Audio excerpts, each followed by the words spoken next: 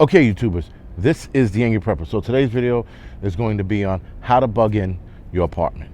Now, that general statement right there, for the most part, guys, there's no one way to bug in your apartment. So if anyone tells you, oh, I got a way how you can bug in your apartment, they're full of shit, right? So was that clickbaity?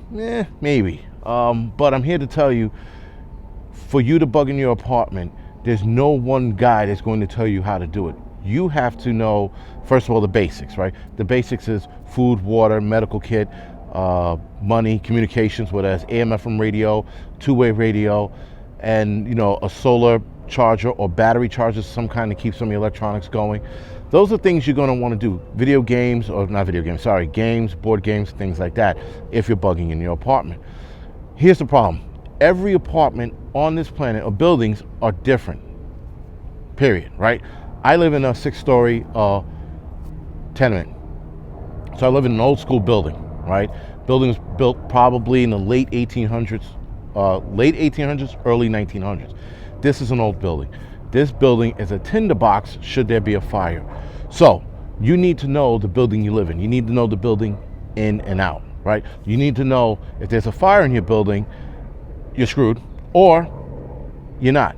If you live in a fireproof, which are usually tall buildings, projects, high rises, those buildings normally, for the most part, when fires are in them, they're kept in that apartment, right? So they don't spread. Unless they auto exposure, which is if there's a fire on, let's say, the 15th floor and fire is pushing out of the window and laps into the window on the 16th floor and catches a curtain or something on fire, fire can start in there as well. You have to know your building. You have to know the ins and outs. You have to know where you can get water in your building, right? If you run out of water in your apartment, which you shouldn't, you should have an ample supply. But in the case you do, you need to know where to find it. Now, again, back to my building. I live in a 6-story tenement. It's a tinderbox. My backup food supply is in the storage unit, just in case there's a fire here. If you live in a fireproof building, you don't need a backup, right? Now, you are hanging out at home. You are staying in your apartment because shit is bad outside. There are a lot of things you want to do to minimize people knowing you're in the building if things get that bad, right? So for you to black out your windows and things like that, that means we're in a dire situation. That means cops are not coming to rescue you and people are going door to door. At that point, you should be out. But if you can't leave, if you have someone sick, you have an elderly, you're disabled, and you have to stay inside, there are things you can do to minimize your existence in that building, right? So if you're bugging in your apartment, for example, if you live in an old school building like me, you don't want to move around too much because buildings like mine make noise when you walk around because of the wooden floors. You live in a concrete building, you don't have to worry about it because no one can hear you moving around. But you still want to minimize your movement. At night, you might want to black out your windows. During the day, you want that sunlight to come in to energize you, to make you feel good. You do not want to live in a blackout situation 24/7. That is bad for the human psyche and it's bad for humans, period. You need sunlight, right?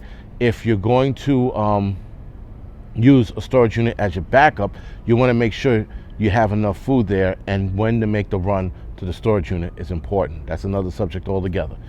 If you have everything you need in your apartment, you're squared away, guys. There's no real big secret behind bugging out in your home.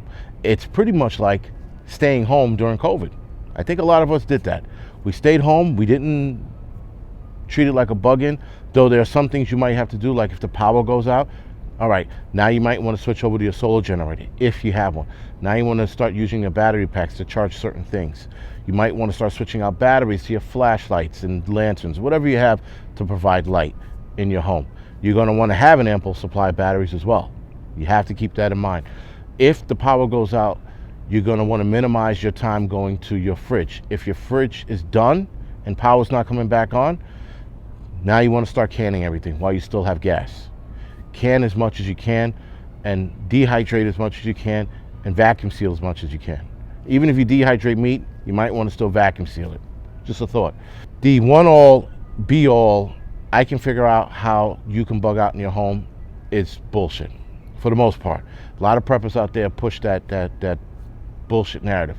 If you don't live in the city, you don't work in the city, you don't know what it's like to bug in an apartment, right? If you've always been raised in a house, but just because you travel to the city, you call yourself a, a prepper who knows the city. Bullshit. You got to live here to experience all levels of it. I lived in a 6-story tenement. I lived in a 32-story high-rise. I know the difference. I know what it takes and what it doesn't take. Each building and each apartment is different, so you're gonna have to adjust to how you bug into those apartments, right, guys? Again, keeping your sound low in tenement buildings like this, in wooden buildings, in old school buildings, is important. You don't want people knowing where you are. If you're going to cook and you're going to use propane or white gas, you got to make sure that your home is ventilated. 1, 2, you got to try to keep the food smell down, which is insanely hard, because when people are hungry, they'll be able to smell that shit, right? And you got to be fast about it. As soon as you're done cooking, you cut everything off. You don't leave it on. You don't leave it, steaming. You pull it inside, close your windows, and try to get rid of that food smell emitting from your windows, right? There's a lot of things, guys, that you're going to need. If you live in a high crime neighborhood, you're probably going to have to bug out sooner or later. You're probably going to have to leave, because the gangs and the wannabe tough guys and everyone around here are going to get hungry too, and they're going to be going door to door. Guys, bugging in your apartment is a last resort. This is not something you should be in the front part of your brain unless you have sick family members. If you have sick family members, bugging in is your only option, then fine. But if you have 2 damn legs and you can walk miles, beat it. Get the hell out, because staying in the city is not something you're going to want to do if it gets that bad.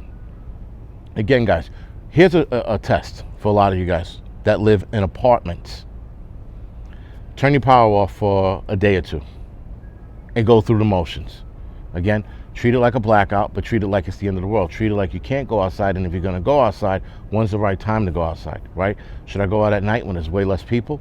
3 to 4 o'clock in the morning is usually the prime time to go out and do what you need to do under the cover of darkness before the sun comes up, while people are just turning into sleep, especially those, people that love to hang out late. 3 to 4, even 5, depending if it's wintertime or not, in the morning, it's a great time to go outside where there's very little people outside. New York City, there's no such thing as no people, but during COVID, you could walk around between 3 and 4 and you wouldn't see a soul. So keep that in mind, right? Bugging in your apartment is also going to depend on what's going on, right? Is it another COVID lockdown? Is it another a bad pandemic like the Spanish flu of 1918, right? Is it an Ebola outbreak? There's a rioting that's gone unchecked. Are people and gangs taking over the streets, making it unsafe for you to go outside? It all depends on what's going on. There is no one rule for bugging in your apartment. There really isn't.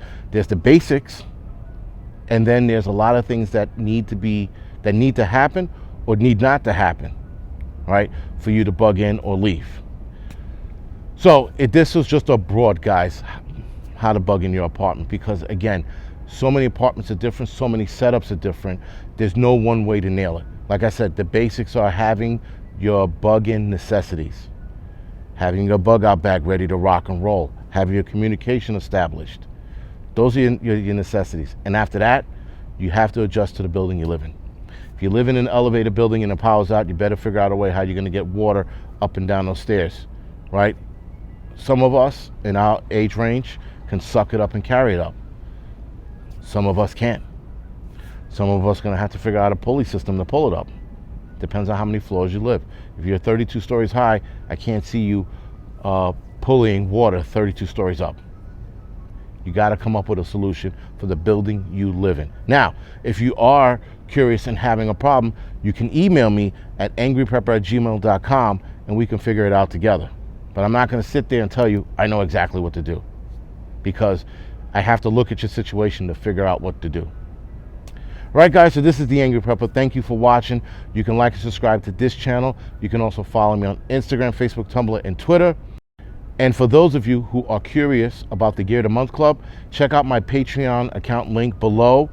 Browse through there, see if you like it, see if you want to do the Gear of the Month Club, or you want to support my website or support me. It's your choice, guys. The Gear of the Month Club is I'm trying to make it a fun thing. Every month, give away a piece of gear for free. or not for free, but you're paying for it for $5. But nonetheless, you're getting a nice piece of gear for $5, $10. All right, guys. So thank you for watching.